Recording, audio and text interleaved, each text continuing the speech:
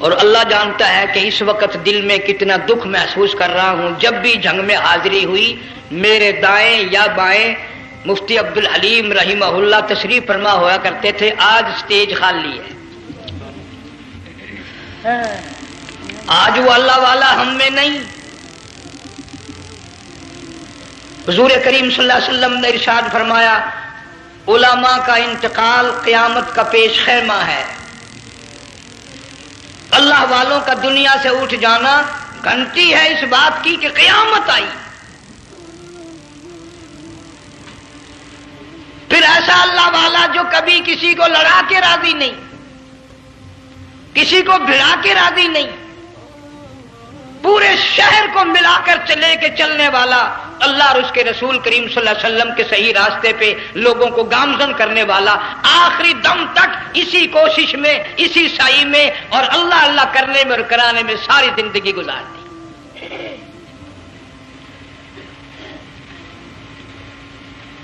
سارا شہر جنگ مل کر, سارے علماء مل کر کوشش کریں, مفتی عبدالحلیم کو نہیں لا سکتے. یہ خلا پورا ہونے والا نہیں. پھر ساتھ ساتھ مولانا صوفی محمد یار صاحب سب قید رحمہ اللہ, وہ بھی اس دنیا فانی سے رخصت فرما گئے. ایک اچھے خاصے طبقے کو وہ بھی داغ مفارقت دے گئے.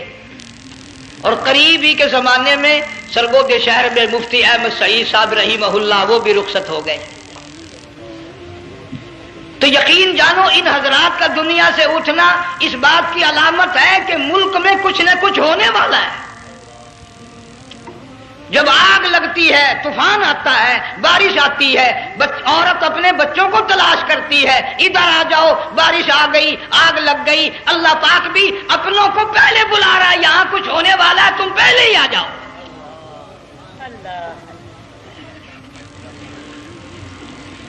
اور اس طرح اشارہ فرمایا وَكَمْ أَهْلَكْنَا قَبْلَهُمْ مِنَ الْقُرُونِ. اللہ فرماتے ہیں میری زمین پہ عداوت نہ کرو, فساد نہ مچاؤ, قتل نہ کرو, خون نہ بہاؤ, ناحق لوگوں کا خون نہ بہاؤ. اللہ پاک کی زمین ہر روز صبح کو عرض کرتے الہی لوگ مجھ پہ زنا کر کے چلتے ہیں, بدماشی کر کے چلتے ہیں, اجازت دے میں لقمہ بنا کر نگل جاؤں. مجھے اپنے اوپر ان کا چلنا پسند نہیں, مجھے اچھا نہیں لگتا.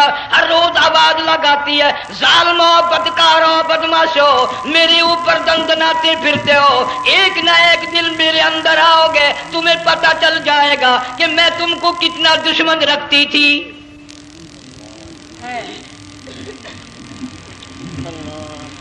آج لوگ آزاد ہو گئے, جو کسی کی سمجھ میں آتا ہے وہی بکتا ہے, جو سمجھ میں آتا ہے وہی کرتا ہے. نہ کوئی راہ متعین رہی, نہ کوئی مسلک رہا, نہ کوئی بات رہی.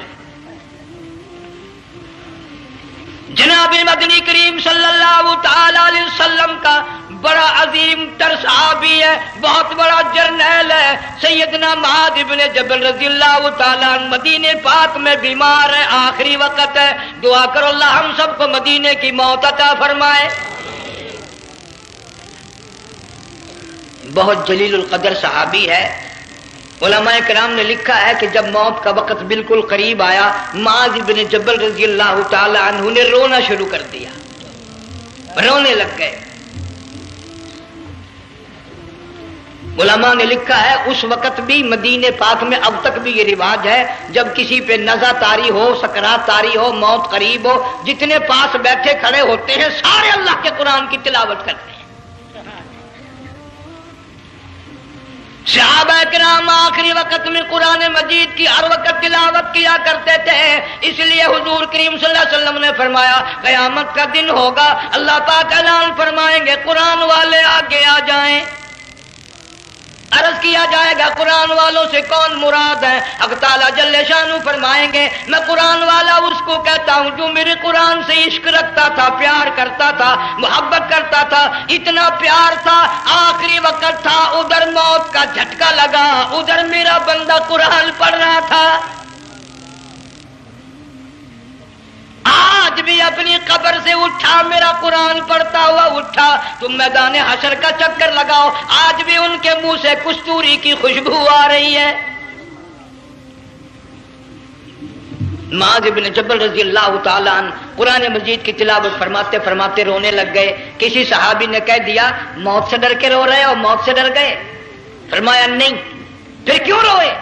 صحابی کہتا ہے میرے دل کی تمنا میرے دل میں رہی، میری آرزو پوری نہ ہو سکی، میری حسرت پوری نہ ہوئی، میرا ذوق پورا نہ ہوا، میرا شوق پورا نہ ہوا. میری تمنا تھی گرمی کا موسم ہو، رمضان کا مہینہ ہو، میں روزہ دار ہوں، جہاد فی سبیل اللہ ہو، کفر اسلام کا مقابلہ ہو، میں کئی کافروں کو قتل کر دیتا، پھر کافر بھی اکٹھے ہو کر مجھ پہ ٹوٹ پڑتے، میرا ناک کاٹ لیتے، میری زبان کاٹ لیتے، میں اللہ کی حضور میں جاتا، اللہ مجھ سے پوچھتا معاذ دنیا سے کیا لایا؟ میں عرض کرتا الہی بولوں کیسے، زبان بھی تیری نام پہ کٹا کے آیا ہوں،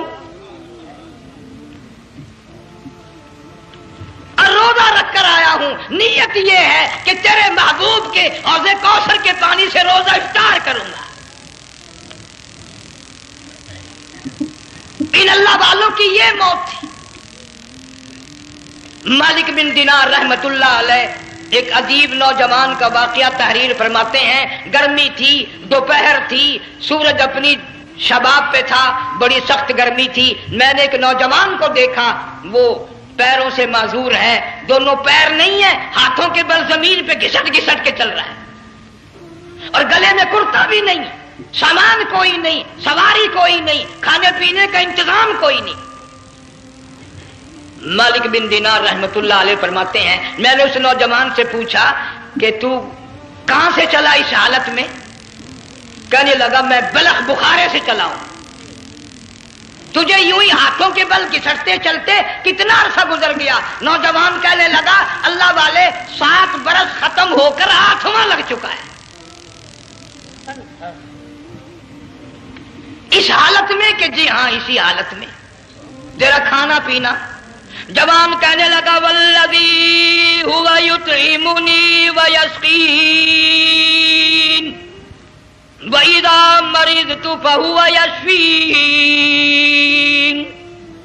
اللہ ہی کھلاتا ہے، وہی پلاتا ہے، بیمار ہو جاتا ہوں وہی تندرستی عطا کرتا ہے. اور نوجوان دوپہر بڑی سخت ہے، گرمی بڑی سخت ہے، میرے یہاں دوپہر کو آرام کر لے، قیام کر لے، کچھ دیر ٹھہر جا، آج میرے یہاں قیام کر لے. نوجوان رونے لگا اور کہنے لگا مالک بن دینار یہ 2-4 منٹ جو تیری ساتھ باتوں میں میرے خرچ ہو گئے، مجھے ان کا ہی بڑا دکھ ہے. میں اور اپنی اس معذوری میں ہاتھوں کے بل 2-4 گز گھسٹ کر اور اپنے رب کے قریب ہو جاتا. یہ جو تیری ساتھ بات کرنے میں تھوڑا سا وقت خرچ ہو گیا، مجھے اس کا ہی بڑا دکھ ہے. ارے تو تھک گیا ہوگا. جوان کہتا ہے تیرے دیوانے مگر چلنے سے رک سکتے نہیں، تیرے دیوانے مگر چلنے سے رک سکتے نہیں، پاؤں تھک جاتے ہیں دل ان کے کبھی تھکتے نہیں. میرے سامنے تھکنے کا نام نہ لو، میرے دل میں عشق کی آگ جلی ہوئی ہے، سوز و گداز کا سمندر طوفان برپا کر رہا ہے. میں نہیں تھکنا جانتا، میرے یہاں نیند کا سوال نہیں، آرام کا سوال نہیں، میں تو گھسٹ گھسٹ کر رب کے دربار میں حاضر ہوا چاہتا ہوں. پوچھا کہ جا کہاں رہے ہو؟ کہنے لگا بیت اللہ کی زیارت کے لیے چلا، روز رسول اللہ صلی اللہ علیہ وسلم کی زیارت کے لیے چلا. کھانا پینا کچھ نہیں کہ نہیں، بس کہ منتظر ہوں اس گھڑی کا کہ کب وہ وقت آئے اور کب میں جا کر یوں کہوں کہ اے مدینے کی مہاجر سبز گنبد کے مکی، اے مدینے کے مہاجر سبز گنبد کی مکی، عرش ہے تیرے قدم کے فیض سے یہ سرزمین. کب وہ وقت آئے، کب میں مدینے کی گلیوں کو دیکھوں، کب آب و ہوا کو دیکھوں، کب مدینے کی بہاروں کو دیکھوں، کب گنبد خضرا پہ میری نگاہ پڑے، میرے دل کی تسلی ہو جائے. عاشق لوگ یوں ہی کیا کرتے ہیں. دیہات کی ایک عورت آئی رسول اکرم صلی اللہ علیہ وسلم کی وفات شریف کے بعد اور آ کے کہنے لگی بہن عائشہ رضی اللہ تعالیٰ عنہا میں نے سنا ہے سرکار کی وفات شریف ہو گئی، کیا کہاں دفن کیا کہ اس حجرے میں؟ کہنے لگی مجھے دروازہ کھول کر قبر کی زیارت تو کرا دے. عورت دیہات کی رہنے والی چوکھٹ پہ کھڑی ہو کے کہنے لگی آقا جب بھی آتی تھی زبان ٹیڑھی ہوتی تھی، قرآن خدا کا سنتی تھی، مسائل پوچھتی تھی، زیارت کرتی تھی۔ اب یہ زندگی اچھی نہیں لگتی، میں تیرے قدموں میں مرنا چاہتی ہوں۔ علماء نے لکھا ہے ایک چیخ ماری، چوکھٹ پہ گر کر جان دے دی۔ سبحان اللہ۔ مالک بن دینار رحمت اللہ علیہ فرماتے میں بھی اس سال حج کے لیے گیا مینا میں نے دیکھا کہ بڑا مجمع لگا ہوا ہے ایک جگہ، تو میں بھی گیا کہ یہ لوگ کیوں اکٹھے ہیں۔ میں نے لوگوں میں سے جھانک کر دیکھا تو وہی نوجوان بیٹھا ہے جس کو میں نے دوپہر کے وقت دیکھا تھا، وہی حالت ہے، گلے میں کرتا نہیں، گٹھڑی نہیں، ٹھیلا نہیں، سامان نہیں، اور رو رو کے یوں کہتا مولا آج کسی نے دمبے کی قربانی دی، کسی نے بکری کی قربانی دی، کسی نے اونٹ کی قربانی دی، کسی نے گائے کی قربانی دی، میں فقیر ہوں، میں مسکین ہوں، میں بالکل مفلس اور نادار ہوں، میرے پاس تو یہ میری جان ہے، میں اس کی قربانی دیا چاہتا ہوں، قبول فرما۔ ہزاروں لاکھوں لوگوں کے سامنے ایک چیخ ماری اور مینا میں جان دے دی۔ اس حالت میں ان اللہ والوں کا آخری وقت آتا ہے۔ ایک ہم لوگ مرتے ہیں ایکسیڈنٹوں میں، سڑکوں پہ، ادھر موت کا جھٹکا لگ رہا، ادھر منہ میں کنجری کا گانا۔ ارشاد فرمایا مدنی کریم صلی اللہ تعالی علیہ وسلم نے سیاتی علی الناس زمان، او لوگوں میری امت میں ایک وقت ایسا آئے گا لوگ اتنے برباد ہو جائیں گے، صبح کو آدمی مومن مسلمان ہوگا، شام کو موت آئی تو جنازہ کافر کا اٹھ رہا ہوگا۔ گھروں میں، محلوں میں آج موت آتی ہے، کنجری کا گانا منہ میں ہوتا ہے،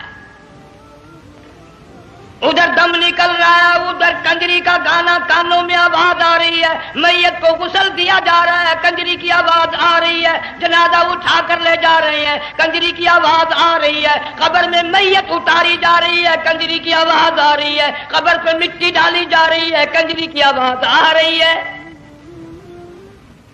اس ماحول میں، اس معاشرے میں ہم کس طرح ایمان اور یقین اور ایمان ساتھ لے کر مریں گے؟ ہزاروں نہیں لاکھوں کو مرتے وقت کلمہ نصیب نہیں۔ قسم دے کر پوچھو ماں مر رہی ہے، کلمہ منہ سے نہ نکلا، باپ مر گیا منہ سے کلمہ نہیں نکلا، بیگم صاحبہ چل بسی منہ سے کلمہ نہیں نکلا۔ ہزاروں چلے گئے اور اپنے جانے کا پھر بھی یقین نہ آیا۔ تم نے کبھی سوچا تک نہیں، خیال تک نہیں کیا۔ ارشاد فرمایا مدنی کریم صلی اللہ تعالی علیہ وسلم نے اور لوگوں ابو ہریرہ رضی اللہ تعالیٰ عنہ سے پوچھا تو کیوں رویا؟ عرض کرنے لگا میرے آقا اتنی کمزوری کبھی نہ دیکھی، اتنی ضعیفی کبھی نہ دیکھی، اتنی ناتوانی کبھی نہیں دیکھی، چہرہ انور بالکل کمزور ہو گیا۔ آپ نے ٹھنڈا سانس لے کر فرمایا ابو ہریرہ تجھے معلوم نہیں موت بالکل قریب آ گئی، بالکل قریب آ گئی موت۔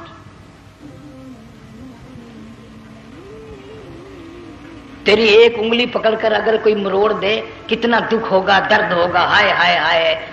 جنگ والوں کبھی تم نے سوچا نہیں 360 رگیں ٹوٹیں گی کیا حال بنے گا،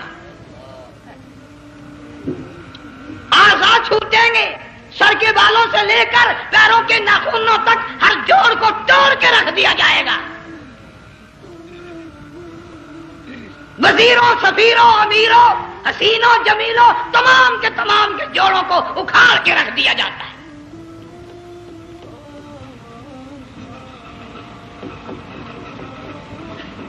پروگرام تک نہیں مرد عورتوں کا کہ یہ دنیا کسی کی نہ بنی، قبر میں آخر جانا ہی جانا ہے۔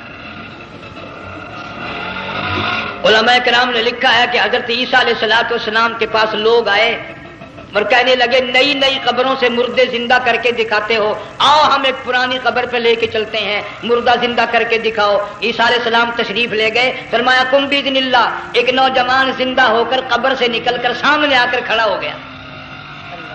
عیسیٰ علیہ السلام نے پوچھا تو کون ہے؟ وہ کہنے لگا میرا نام سام ہے، میں حضرت نوح علیہ السلام کا بیٹا ہوں۔ تو پیغمبر کا دماغ تو پیغمبر کا ہوتا ہے نا۔ فرمایا تجھے تو بڑا عرصہ قبر میں گزر گیا، کتنے ہزار سال قبر میں گزر گئے؟ کہ جی ہاں۔ عیسیٰ علیہ السلام نے فرمایا یار ملاقات تو اللہ نے کرائی دی، قبر کا کچھ حال تو بتا کیا بنتی ہے؟ قبر کا کچھ ماحول بتا، قبر کی خبر بتا۔ علماء کرام نے لکھا وہ نوجوان رونے لگا اور کہنے لگا عیسیٰ علیہ السلام تو قبر کی خبر پوچھتا ہے، قبر کا حال پوچھتا ہے، قبر کا ماحول پوچھتا ہے، قبر کا معاملہ مجھ سے پوچھتے ہو، آپ مجھ سے پہلے یہ کیوں نہیں پوچھتے کہ موت کا جھٹکا کتنا شدید ہے؟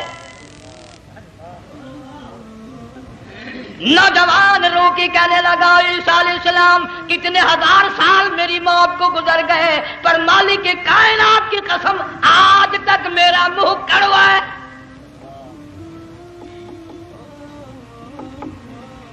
اس لیے جنگ والوں لمبی چوڑی بات کہنے کا وقت نہیں، حالات نہیں، میں تو تمہیں اتنا سا پیغام دینے آیا، کھانے پینے کا زمانہ ہے، میں جانتا ہوں تم کیلے کھاتے ہو، تمہیں کیلے کا ذائقہ معلوم ہے، امرود کا ذائقہ تم کو معلوم ہے، انار کا ذائقہ تمہیں معلوم ہے، انگور کا ذائقہ معلوم ہے، انناس کا ذائقہ معلوم ہے، آم کا ذائقہ معلوم ہے، ہزاروں پھلوں کے ذائقے تمہیں معلوم ہے، ہزاروں مٹھائیوں کے ذائقے تمہیں معلوم ہے، ہزاروں بیکری کی چیزوں کے ذائقے تمہیں معلوم ہے، ہزاروں شربتوں کے ذائقے معلوم ہے، پر تم نے جنگ والوں کبھی بھی قبرستان میں جا کر قبر والوں سے یہ نہیں پوچھا او قبر والوں ذرا بتاؤ تو صحیح موت کا ذائقہ کیسا ہے؟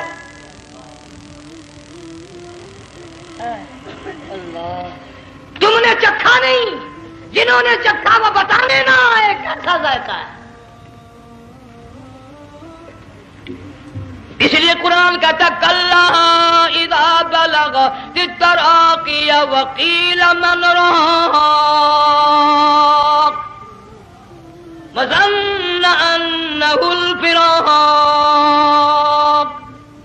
والتفت الساق بالساق الى ربك يومئذ المساق۔ بادشاہ ہو، امیر ہو، وزیر ہو، فقیر ہو، غریب ہو، رگیں ٹوٹیں گی، موت آئے گی، اور جس کی آئی تمہیں معلوم نہیں کس طرح آئی، کس حال میں آئی۔ جن کے دلوں میں ان باتوں کا خیال آیا، خدا کی قسم صحابہ کرام میں سے اتنے رویا کرتے تھے آنکھیں ختم ہو گئی۔ جناب فاروق اعظم رضی اللہ تعالیٰ عنہ کو کسی نے دیکھا رو رہے ہیں، بے تحاشا رو رہے ہیں، پوچھ لیا بڑا بہادر پہلوان فاروق تجھے کیا ہوا، اتنا کیوں رویا؟ فرمانے لگے تمہیں معلوم نہیں قبر کا اندھیرا یاد آ گیا۔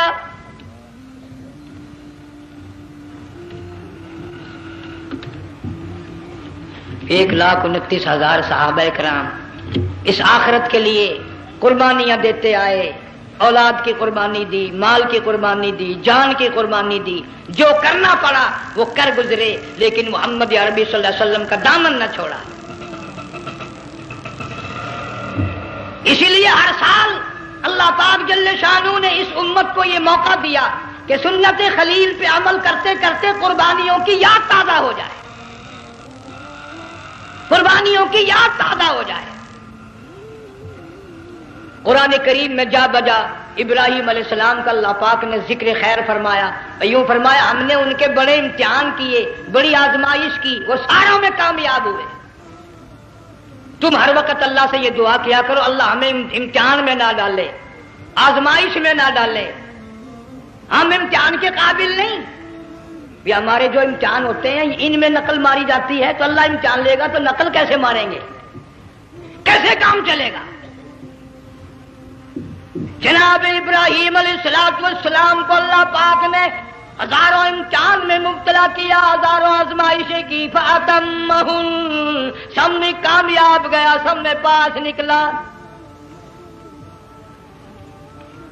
ایک آزمائش ایسی بھی آئی اللہ کی توحید کی وجہ سے، شرک کو مٹانے کی وجہ سے ابراہیم علیہ السلام کا سارا مصر فلسطین دشمن بن گیا، حضرت سارہ کو ساتھ لے کر چل دیے، ایک بیوی ساتھ ہے اکیلا دم میں۔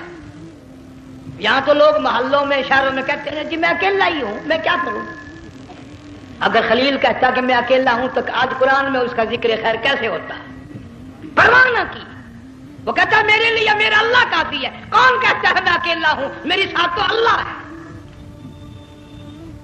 مصر سے گزرنے لگے، بادشاہ کے ملازموں نے بادشاہ کو جا کے بتایا بڑی خوبصورت عورت گزر رہی ہے تیرے حلقے سے، بہت بڑی خوبصورت عورت ہے کہ ملازم پکڑ کے لے کے چلے تو عورت ذات حضرت سارہ رونے لگ گئی، خلیل میرا کیا بنے گا؟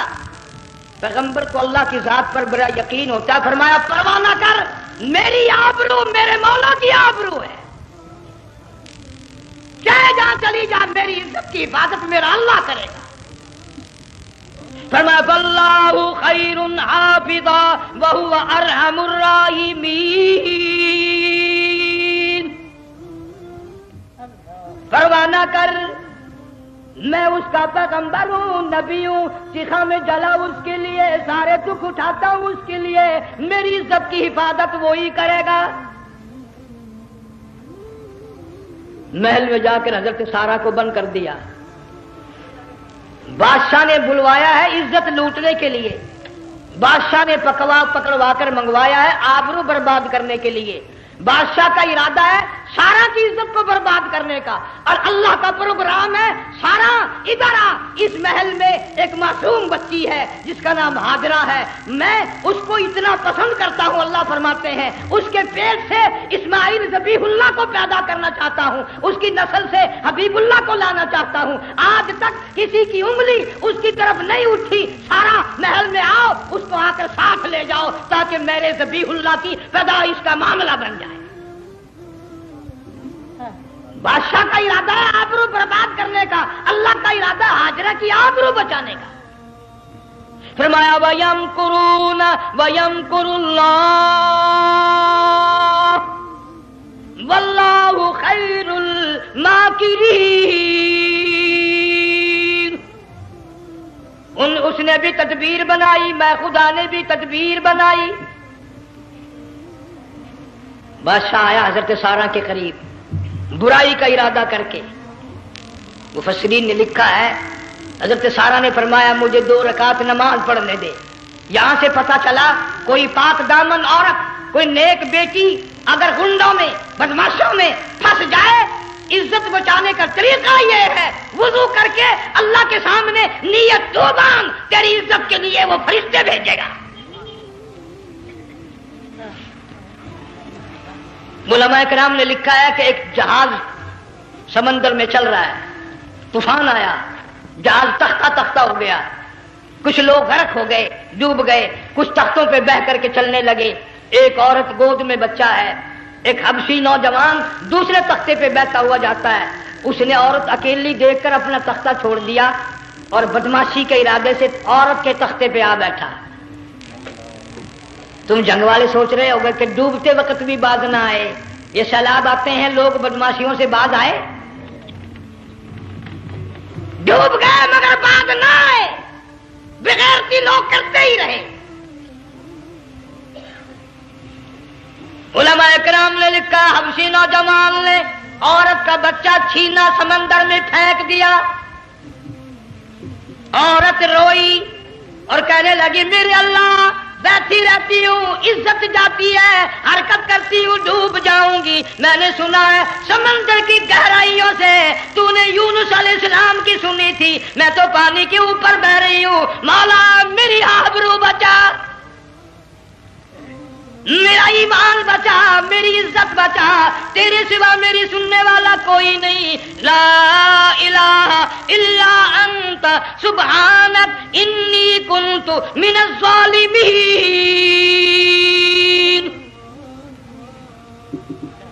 علماء نے لکھا ہے کہ ایک گردن سی نمودار ہوئی پانی میں سے اور حبشی نوجوان کو ایک ہی لقمہ بنا کر لے گئی۔ وہ تو ہر جگہ سنتا ہے، پکارنے والا بے بس بے کس ہو کر جب اس کو پکارتا ہے وہ ہر جگہ انداز پہنچاتا ہے، وہ ہے جو موجود ہر جگہ۔ عورت بہتی بہتی کنارے جا لگی، ایک جہاز قریب آیا، دوپٹے کا اشارہ کر کے اس کو بلایا، جہاز میں جب سوار ہوئی تو دیکھتی کیا ہے، ایک نوجوان کی گود میں اس کا وہ بچہ جو سمندر میں پھینک دیا تھا بیٹھا ہوا کھیل رہا ہے۔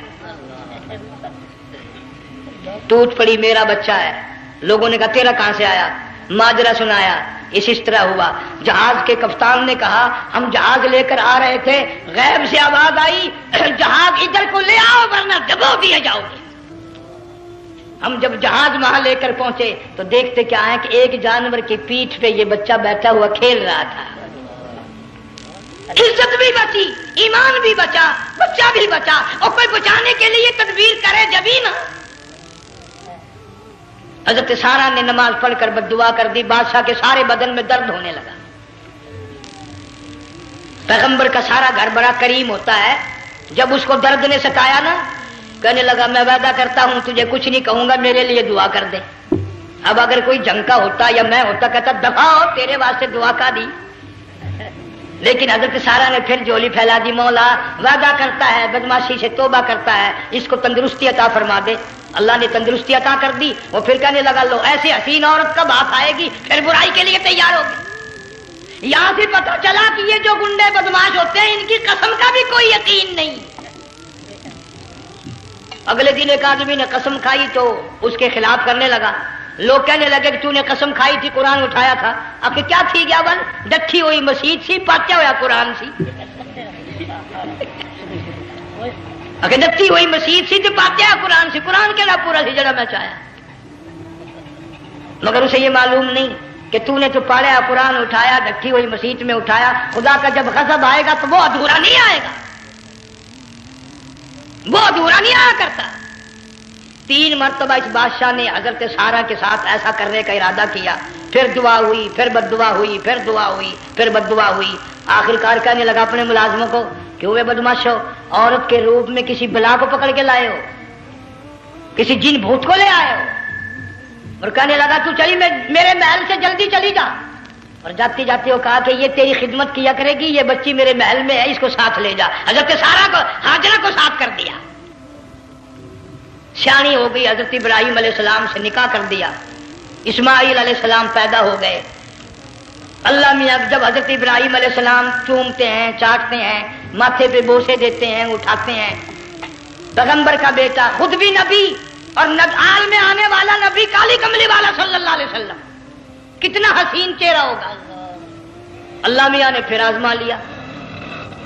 حکم دیا کہ اس ہاجرہ کو، اسماعیل کو، دونوں ماں بیٹوں کو وہاں چھوڑ کے آ جہاں سینکڑوں میل میں پانی کوئی نہیں، آدمی کوئی نہیں، رستہ کوئی نہیں، گھاس کوئی نہیں، پتا کوئی نہیں. جہاں بیت اللہ ہے یہاں کے بارے میں حکم دیا، چھوڑ کے آ. اور اگر آپ کو نیند نہیں آئی تو مزہ آئے گا. اللہ نے یہ فرما دیا، بتانا نہیں ہے کہ میں نے حکم دیا ہے. خدا حافظ نبی نہیں کہتا اپنی بیوی کو. آج لوگ ہر بات میں کہہ دیتے ہیں ہمارے پیروں کو پتا کل کو کیا ہوگا، ہمارے فقیروں کو پتا ہے پرسوں کیا ہوگا. وہ بڑی مدت کی بات ہے. یہی موسم تھا، چماسا گرمی تھی. انارکلی لاہور سے ہم کئی ساتھی گزر رہے تھے. فٹ پاتھ پہ بیٹھا ہے ایک ملنگ، چاروں طرف لوگ کھڑے، بڑا مجمع. کافی دنوں کی تو بات ہو گئی. ہاتھوں کی لکیر دیکھ کر لوگوں کی تقدیر بتا رہا تھا. کسی کو کہتا تھا تجھے بڑی اونچی پوسٹ ملے گی، کسی کو کہتا تھا تیری شادی بڑی فرسٹ کلاس لیڈی سے ہوگی. وہ بابو تو کوڈا ہی ہو جاتا تھا، لیڈیوں پہ بڑے مرائے یہ لیڈے. کوئی کام نہیں، رات دن بس لیڈیوں کے پیچھے ہی پھرنا ہے. میں نے اپنے ساتھیوں سے کہا، میں نے کہا میں بھی تقدیر پوچھتا ہوں اپنی. کہنے لگے شرارت ہو جائے، یہ منع کر ہے. ساری دنیا پر ہاتھ دکھا رہی ہے، کوئی شرارت نہیں، میرے ہاتھ میں شرارت ہے. 1 روپیہ لے رہا تھا وہ، میں بھی لوگوں میں گھساتا بھیڑ میں سے اوپر نیچے ہی ہوتا میں بھی پہنچ گیا. اور دونوں گھٹنے میں نے زمین پہ رکھ دیا، روپیہ ہاتھ میں. میں نے اس کے لے کر کہا، میں کہا ملنگ جی اگر اب دیکھا میری شادی ہو جائے گی کہ نہیں. اب اس نے دیکھ کے میری طرف کہنے لگا، اس نے سوچا کہ یہاں اچھے بھلے کو نہیں ملتی پاکستان میں، اسے کون دے گا.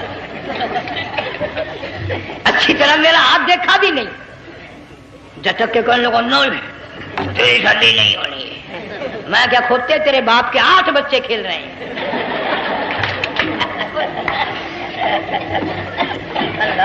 یوں ہی عقیدے بگڑ جاتے ہیں لوگ.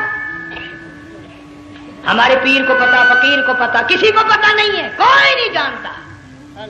فرمایا وما تدری نفس ماذا تکسب غدا، کوئی نہیں جانتا کل کیا ہو جائے گا. وما تدری نفس بأي أرض تموت، کوئی نہیں جانتا زمین کے کس ٹکڑے پہ موت آئے گی. ان اللہ علیم خبیر. ایک اللہ کی ذات جانتی ہے. حضرت ہاجرہ اسماعیل علیہ السلام کو چھوڑ کر چل دیے. نہ خدا حافظ کہا, نہ کوئی تسلی دی. تھوڑی سی کھجوریں, تھوڑا سا پانی, ختم ہو گیا. ابراہیم علیہ السلام جب دور نکل گئے تو حضرت ہاجرہ نے دیکھا یہ تو چلے گئے. کھڑی ہو کر آواز دی, اے میرے ابراہیم. مڑ کر نہیں دیکھتے. جنگ والوں, اللہ کا پیغمبر اللہ کی اجازت کے بغیر اپنی بیوی کی طرف نہیں دیکھتا, گھر والی کی طرف نظر اٹھا کر نہیں دیکھتا. ایک تم ہو, چٹی داڑھی, بڑھیپا, کالے برقعے والی نظر آ جائے نا, آگے بھاگ کر بڑے نہیں آتے ہیں. کہاں جانا چاہتی ہیں آپ؟ تیری ماں لگتی ہے, آپ چلی جائے. تو یہ کیا ہوا؟ یہ کالے برقعے پہ مرتے مرتے مرتے مرتے مری گئے. ایسا عجیب تماشا. وہ لاہور پلیٹ فارم پر پھر رہی تھی نا ایک لیڈی برقع اوڑے, آ گیا ایک لیڈا, کہنے لگا سیب نہ پلاؤں. نے کہا لے آئے. نے کہا واہ کام بن گیا. اس سے منپ لے آیا. تھوڑی دیر کے بعد کہنے لگا میرے خیال میں کوئی پھینٹا بھی ہو جائے. نے کہا لے آئے. نے کہا سبحان اللہ, پکا کام ہو گیا. اس سے منپ بھی پی لی, پھینٹا بھی ڈکار گئی.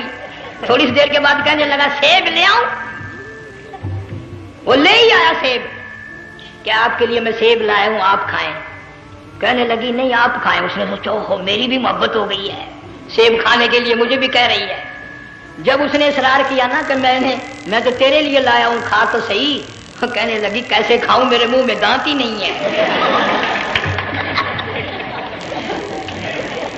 اب پتا چلا اسے کہ صبح سے میں تو پرانے پپی کے پیچھے پھر رہا تھا.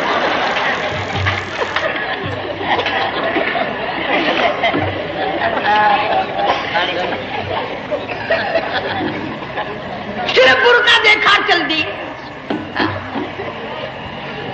یہاں پیغمبر اپنی گھر والی کی طرف نہیں دیکھتا. حضرت ہاجرہ نے اسماعیل علیہ السلام کو سینے سے لگایا. عرب کی قداور مائی, طاقتور مائی, دوڑ لگا کر حضرت خلیل کا راستہ آ کے روک لیا اور کہنے لگی میں جوان عورت, یہ پیارا نور نظر, یہ لخت جگر, شکل تو دیکھو, صورت تو دیکھو, ہمیں یہاں چھوڑ کے جا رہے ہو. اللہ کا پیغمبر بولتا نہیں. پتہ چلا پیغمبر اللہ کی اجازت کے بغیر سانس نہیں لیتا, آنکھ کا اشارہ نہیں کرتا. حضرت ہاجرہ رونے لگ گئی, میرے خلیل, میری ابراہیم, میرا قصور بتاؤ, میرا جرم بتاؤ, میری خطا بتاؤ, میرا گناہ بتاؤ, معافی چاہوں گی, معذرت کروں گی. اس بچے کا کیا گناہ ہے, اس میدان میں چھوڑ کے چلے ہو. بولتے نہیں ہیں, اللہ کی طرف سے بولنے کی اجازت نہیں ہے. حضرت ہاجرہ نے خود ہی قیاس لگایا, سوچتی ہیں پیغمبر تو کسی پہ ظلم نہیں کرتا. وہ کہنے لگی خلیل کہیں اس رب کا حکم تو نہیں, کہیں اس اللہ کا یوں حکم تو نہیں. جنگ کے لوگوں اگر خلیل ہاں کہہ دیتا تو کیا حرج تھا, ہاں نہیں کہتا, اجازت نہیں, تاکہ ہاجرہ کے یقین ایمان کا امتحان مکمل ہو. مفسرین نے لکھا ہے کہ حضرت ابراہیم علیہ السلام نے سر کا یوں اشارہ کیا, بس ذرا سا ہاں. پھر عورت کا ایمان دیکھ, یقین دیکھ, یہی نہ بیٹھی, دوڑ کے وہاں گئی ہے جہاں پہلے بٹھا کر آئے تھے اور کہنے لگی ابراہیم جاؤ, میں جانوں میرا رب جانے, پرواہ نہیں. راتیں آتی ہیں چلی جاتی ہیں, دن آتے ہیں گزر جاتے ہیں. تھوڑی سی کھجوریں تھی وہ ختم ہو گئی, پانی ختم ہو گیا, بھوک اور پیاس نے بے چین کر دیا. اسماعیل علیہ السلام کی اتنی لمبی زبان باہر نکلا. دو پتھر کھڑے کر کے اوپر ایک پتھر رکھ کر چھاؤں بنائی, اس کے نیچے لٹا دیا اور پھر چکر لگایا. کبھی صفا پہاڑی پہ چڑھتی ہے, کبھی مروہ پہاڑی پہ چڑھتی ہے, کبھی اترتی ہے اور ڈھلوان میں سے بھاگ کر چلتی ہے. جب اپنا بچہ نظر نہیں آتا, سارے کہہ دو اللہ بڑا بے نیاز ہے, اللہ بڑا, زور سے کہو اللہ بڑا. کسی کے 500 سال کے سجدے رد, کسی کی ہزاروں سخاوت صدقات رد, کسی کی چال منظور، کسی کی رفتار منظور، کسی کی ٹور منظور. اور یوں فرمایا ہاجرہ میری رحمت کی تلاش میں آج جو تو نے دوڑ لگائی ہے، یہ تیری چال ڈال رفتار ٹور ہمیں اتنی پسند آ گئی، اتنی پسند آ گئی کہ آج کے بعد خلیل اللہ کیوں نہ ہو، ذبیح اللہ کیوں نہ ہو، کلیم اللہ کیوں نہ ہو، روح اللہ کیوں نہ ہو، حبیب اللہ کیوں نہ ہو، صحابہ کرام کیوں نہ ہو، قطب ابدال غوث کیوں نہ ہو. میری ہاجرہ مجھے اپنی کبریائی کی قسم جب تک وہ تیری چال چل کے نہ دکھائے گی حاجی کا لانے کا حقدار نہیں ہو سکتا. تیری رفتار اسے چلنی پڑے گی. فرمایا ان الصفا والمروۃ من شعائر اللہ فمن حج البیت او اعتمر فلا جناح علیہ ان یطوف بہما ومن تطوع خیرا فإن اللہ شاکر علیم.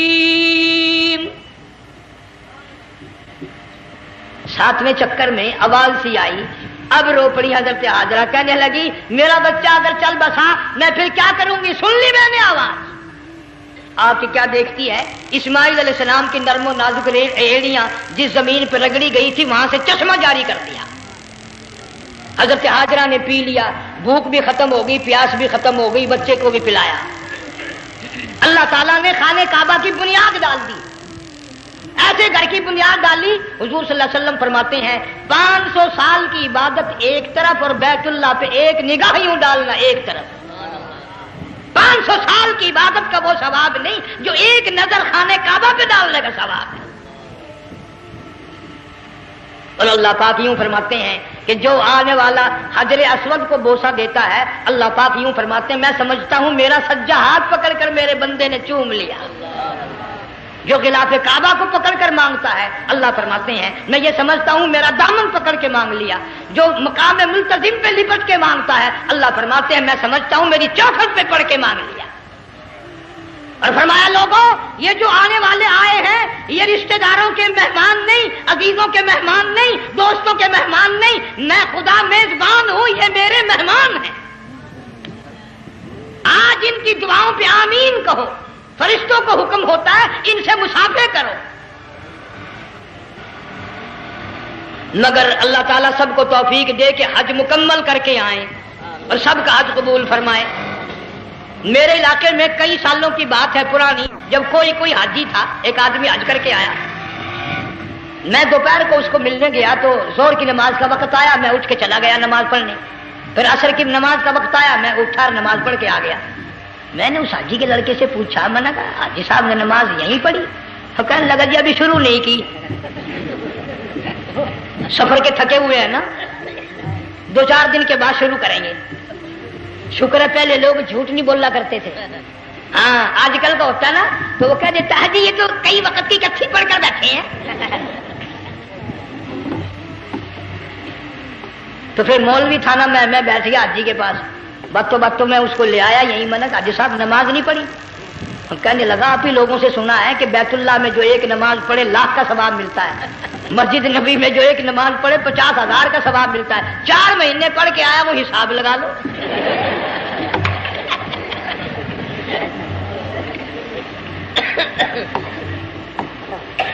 مسائل سیکھتے نہیں، ارکان اور آداب بیت اللہ کے سیکھتے نہیں. ڈی سی کے دفتر میں اگر جانا ہو کئیوں سے پوچھے کیسا جاؤں، کس طرح درخواست دوں، کیسے کہوں، کیسے کھڑا ہوں، کیسے بیٹھوں، کیا عرض کروں. اور اللہ کے دربار میں ہم جاتے ہیں اور سیکھ کرنے جاتے ہیں. یہ خوف نہیں کہ اگر بے ادبی ہوگی تو مارا جاؤں گا. اللہ تبارک و تعالیٰ جل شانہ نے اسماعیل علیہ السلام کی نرم و نازک ایڑیوں سے بنیاد ڈال کر خانہ کعبہ کی، اللہ نے ہمیں یہ کعبہ دیا. گناہوں کی معافی مانگنے کے لیے وہاں جاؤ، اللہ تبارک و تعالیٰ کے دربار میں حاضر ہو کر مانگنے کے لیے یہاں جاؤ. ارشاد فرمایا مدنی کریم صلی اللہ تعالی علیہ وسلم نے جو آدمی صحیح ارکان حج کے ادا کر کے واپس جاتا ہے اس طرح واپس آتا ہے گویا آدمی ماں کے پیٹ سے پیدا ہوا. پہلے لوگ یوں ہی حج کیا کرتے تھے، یوں ہی قربانیاں کرتے تھے. اب تو ہر چیز کی لوگ آسانی تلاش کرتے ہیں.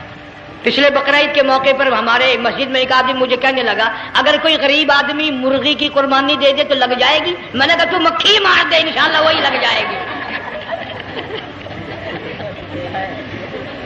سارے کام ٹیڑھی ہو گئے، نیچے نیچے نیچے نیچے کو چلے آ رہے۔ آج کل وہ ٹیڑھی بکرے بکری آئے ہوئے ہیں نا، کہیں تو قربانی کے لیے یا کندھے کو اٹھا کر لاوے۔ اب بتاؤ یہ گوشت بانٹے گا یا کھاوے گا یا فریج میں رکھے گا، کیا کرے گا؟ بالکل کام بگڑ گیا۔ حضور صلی اللہ علیہ وسلم نے فرمایا قربانی کا جانور اچھا تلاش کر کے لاؤ، اس کے بدن پہ جتنے بال ہوتے ہیں اتنی نیکیاں لکھی جاتی ہیں۔ اور میرا موضوع نہیں، حضور صلی اللہ علیہ وسلم نے فرمایا کہ میں نے اللہ سے دعا کی تھی میری امت کا کیا بنے گا، پل صراط پہ سے گزرتے وقت اللہ تعالیٰ نے میری دعا کو قبول فرما کر یوں فرما دیا کہ تیری امت جو قربانی میں جانور ذبح کرے گی، میں خدا پل صراط کے کنارے پر زندہ کر کے ان سب جانوروں کو سواریاں بنا کر پیش کر دوں گا۔ اس لیے بقرہ عید بالکل قریب آ گئی، ہر دین ایمان اسلام کے لیے قربانی کے لیے تیار رہو۔ زیادہ سے زیادہ مجھے آج کل فکر لگا ہوا ہے کہ اپنے گھروں کو میں نماز کا اہتمام کرو۔ آج حال یہ بنا ہوا ہے کہ اگر گھر والی کی گود میں موت آئی تو گھر والی بے نماز، دھی کی گود میں موت آئی دھی بے نماز، بہن کی جھولی میں موت آئی بہن بے نماز، بیٹے کی گود میں موت آئی بیٹا بے نماز، بھائی کی گود میں موت آئی بھائی بے نماز، ڈاکٹر کے ہاتھ میں موت آئی ڈاکٹر بے نماز، کمپیوٹر کے ہاتھ میں موت آئی کمپیوٹر بے نماز، نرس کے ہاتھ میں موت آئی نرس بے نماز، تیرا کفن خرید کے لانے والا بے نماز، تیرے غسل کا پانی گرم کرنے والا بے نماز، تیری قبر کھودنے والے بے نماز، تیرا جنازہ اٹھانے والے بے نماز، تیری قبر پہ مٹی ڈالنے والے بے نماز۔ اگر تو نمازی بھی ہے، یہ اتنے چاروں طرف کے بے نماز تجھے جنت میں کب جانے دیں گے؟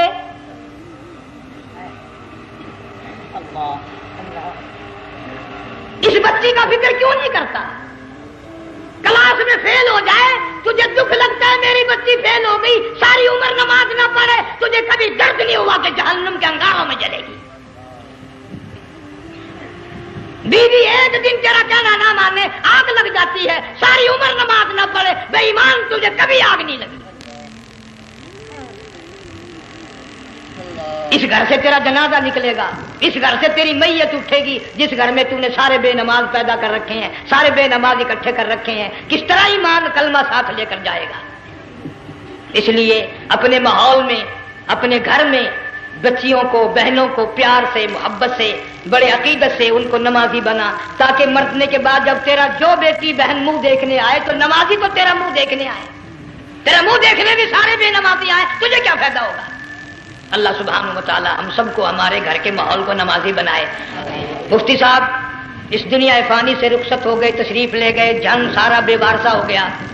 مفتی صاحب ہی کا مدرسہ ہے، یہ مفتی صاحب ہی کے بچے ہیں، ان بچوں کی سرپرستی کرو، ان کا اکرام کرو، ان کی عزت کرو، جامعہ حلیمیہ کی خدمت کرو۔ بقرہ عید کا موقع آ رہا ہے، وہ تو نہ جانے کس کس طریقے سے اپنا کام چلاتے تھے، ہزاروں لوگوں سے ان کے تعلقات تھے، یہ بچے ہیں، نیا کام ہے۔ اللہ سبحانہ و تعالی ہر خدمت گزار کو دو جہان میں سرخ روئی عطا فرمائے۔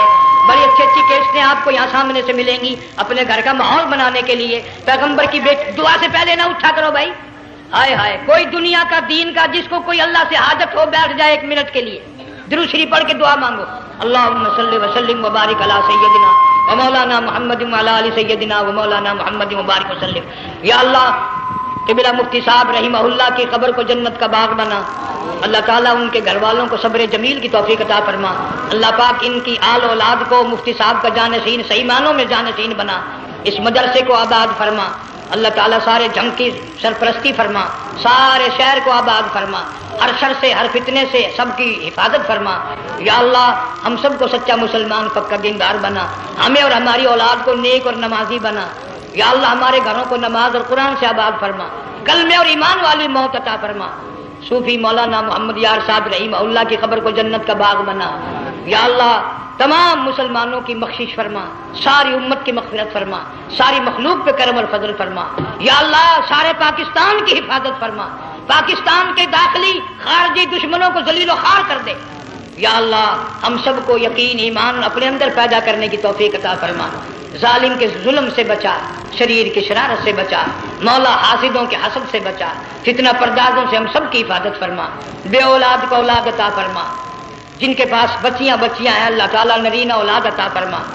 اور میں تو کافی دنوں کے بعد آیا ہوں، پرانے دوستوں میں سے تھے قاری غلام محمد صاحب، سب کا رحمت اللہ علیہ، اللہ تعالیٰ ان کی قبر کو جنت کا باغ بنا، سب کو جوار رحمت میں جگہ عطا فرما. ہمارے بڑے بزرگ قبلہ درخواستی صاحب مدذلو یا اور جتنے بھی بیمار ہیں اللہ پاک صحت کاملہ عطا فرما.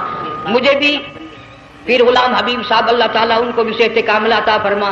اور میں گناہگار بھی، اب تو سارا سال گزر گیا، اکثر بیماری رہتا ہوں، اللہ تعالیٰ صحت کاملہ عطا فرما.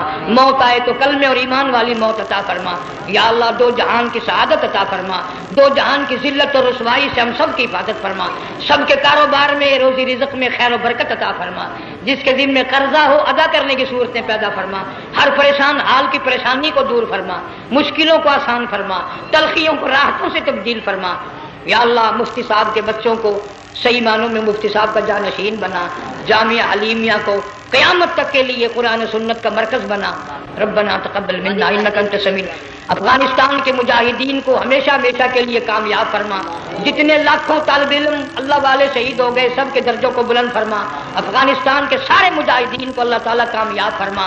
روسی، امریکی، یہودی، مرزائی، عیسائی، یہ جتنے منصوبے بنا کر مسلمانوں کو تباہ کر رہے ہیں یا اللہ ان سب منصوبوں کو برباد کر دیں، ان کے تمام منصوبوں کو خاتمے ملا دیں. صلی اللہ علیہ حبیبہ محمد وآلہ وصحبہ اجمعین برحمتک یا